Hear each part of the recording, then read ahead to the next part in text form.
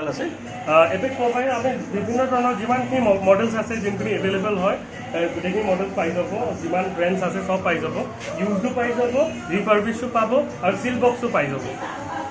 ৰেটটো অনুমানিক ক'ব পাৰিব নি ৰেট আপোনালোকৰ ইউজ ফোনখিনি আপোনালোকৰ ৰেটটো কৈ দিছোঁ 3000 পৰা ষ্টাৰ্টিং লৈ পেলাই আপোনালোকৰ 15000লৈকে যাব ইউজ ফোনখিনি তাৰপিছত আকৌ আইফোন যোনখিনি ৰিফাৰ্বিছ হয় ৰিফাৰ্বিছ যে এইখিনি ষ্টাৰ্টিং হয় আপোনালোকৰ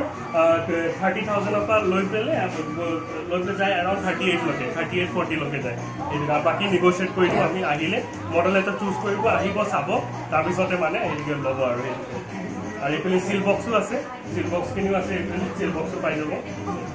কেনেকুৱা লাগিছে নতুন দোকান খুলি পিনি নতুন দোকান খুলিব বহুতে ভাল লাগিছে আৰু